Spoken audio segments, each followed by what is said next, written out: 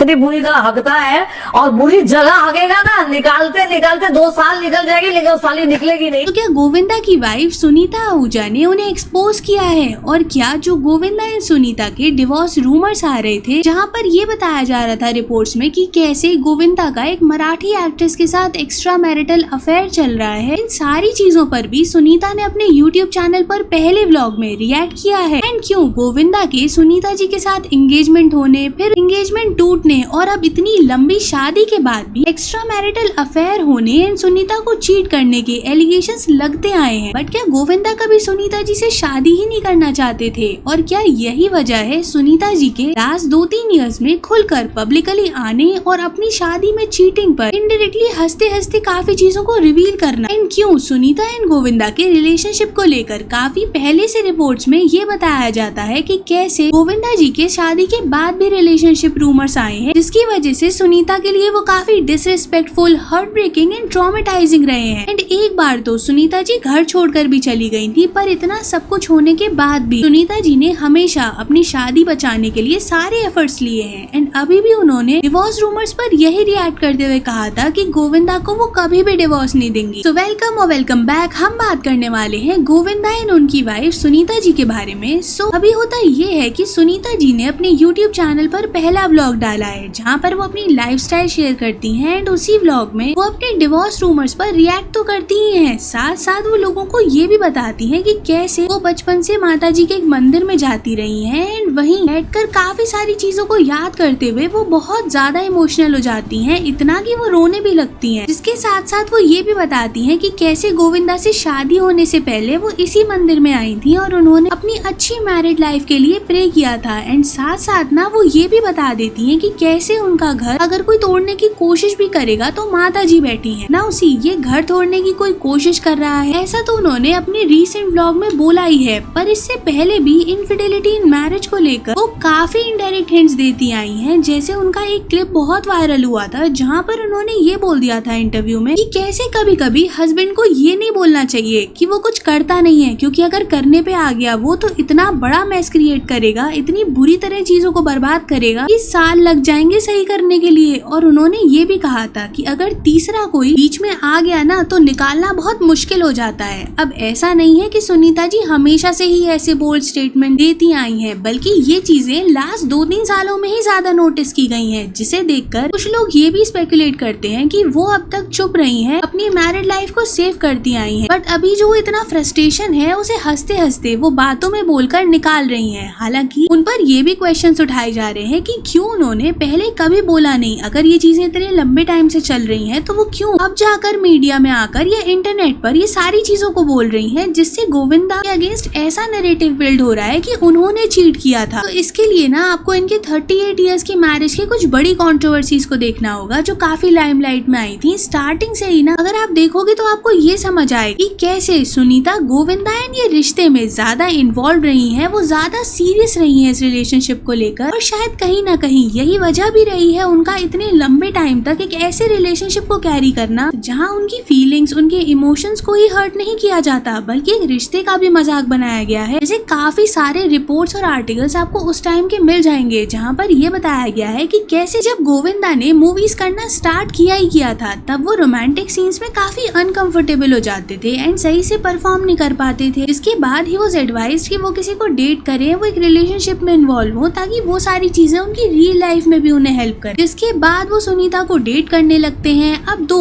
It can be said कि गोविंदा की side से तो ये कैलकुलेटिव मूव था, बट सुनीता ने इसको काफी सीरियसली ले लिया। वो इतना ज्यादा इन्वॉल्व हो गई थी इस रिश्ते में, जिसकी वजह से ही उनकी एंगेजमेंट भी हुई और बाद में शादी भी। बट जब ये एंगेजमेंट हुई थी ना, तब सुनीता एक टीनेजर थी एंड तब नीलम इस पिक्चर में आती है, क्योंकि गोविंदा को काफी ज्यादा सीरियस क्रश हो गया था नीलम पर। वो उनसे ही शादी करना चाहते थे, जिस वजह से उन्होंने सुनीता के साथ एंगेजमेंट तक तोड़ दी थी। जिसके बाद उनकी शादी तो हुई, बट वहाँ सिर्फ सुनीता के एफर्ट्स थे। अब गोविंदा और नीलम के काफी रूमर्स उस टाइम आए हैं, जहाँ रिपोर्ट्स में ये तक बताया गया है कि कैसे गोविंदा बहुत ज्यादा अट्रैक्टेड थे टुवर्ड्स नीलम और वो उनसे शादी भी करना चाहते थे। और काफी रिपोर्ट्स ये भी बताती हैं कि गोविंदा ने खुद ये कहा है कि Neelam is a woman any man would fall for, but on the other hand Neelam इन सबसे अनअवेयर थी। And Govinda also asked Sunita कि वो नीलम जैसा बन जाए, जिस पर सुनीता खासा खुश नहीं थी, उन्हें काफी हर्ट हुआ था इस चीज को लेकर। अब इनकी शादी तो हुई पर पब्लिकली 1 साल तक इस चीज को डिस्क्लोज नहीं किया गया, क्योंकि उस टाइम पर ऐसा माना जाता था कि अगर कोई मैरिड एक्टर है तो उसको उतनी अपॉर्चुनिटीज नहीं मिलती जिसके वजह से उसका करियर अफेक्ट होता है। बट 1 साल बाद चीजें काफी ज्यादा पब्लिक होने लगी थी एंड उस फेज में जब इनकी मैरिज को प्राइवेट रखा गया था, ये वर्क कर रहे थे मूवीज में एंड अकॉर्डिंग टू रिपोर्ट्स नीलम के साथ भी वो मूवीज कर रहे थे, बट नीलम को इसके बारे में कुछ भी नहीं पता था। लेकिन जैसे ही Neelam got to know about all this, उन्होंने डिस्टेंस मेंटेन करना शुरू कर दिया एंड गोविंदा की सेकंड सबसे कंट्रोवर्शियल अफेयर रूमर्स तो तब आए थे जहां पर उनके एक एक्ट्रेस के साथ लिव इन में रहने को लेकर रिपोर्ट्स आने लगे थे। और ये तक बाद में रिवील हुआ कि कैसे एक जर्नलिस्ट जो कि काफी फेमस था, उसने इन दोनों को एक होटल के रूम में स्पॉट कर लिया था, जिसके बाद तो ये मीडिया में न्यूज आई और वो काफी बड़ा स्कैंडल बन गया। इतनी ज्यादा कंट्रोवर्सी हुई कि इनकी पर्सनल लाइफ तक इम्पैक्ट हो गई। और अभी रिपोर्ट्स में ये बताया गया है कि कैसे सुनीता घर छोड़कर भी चली गई थी, बट ग्रेजुअली सुनीता ने दोबारा से अपने रिलेशनशिप को एक मौका दिया और चीजें सही करने का ट्राई किया। और रिसेंटली भी ना गोविंदा, शक्ति कपूर और चंकी पांडे कपिल शर्मा के शो पर आए थे। उनके करियर के टाइम पर चीटिंग को लेकर काफी सारी बातें हो रही, पर चंकी पांडे ने तो ओपनली एक्सेप्ट किया कि कैसे कि जब भी उनकी गर्लफ्रेंड शादी के लिए बोलती थी तब वो ये कह देते थे कि फैमिली नहीं मानेगी, और जब वो रिटर्न में पूछती थी कि फैमिली में कौन है, तो इस पर चंकी पांडे रिप्लाइड बीवी बच्चे। And they even talked about कि अगर उस दौरान सोशल मीडिया और फोन से वीडियोस कैप्चर करना इतना ज्यादा ट्रेंड में होता तो काफी प्रॉब्लमैटिक हो सकता था उनके लिए। अब जो ये कांस्टेंट चीटिंग इन मैरिज पर जोक्स बनाए जा रहे थे ना, इसको लेकर लोगों ने भी इन्हें बहुत क्रिटिसाइज किया कि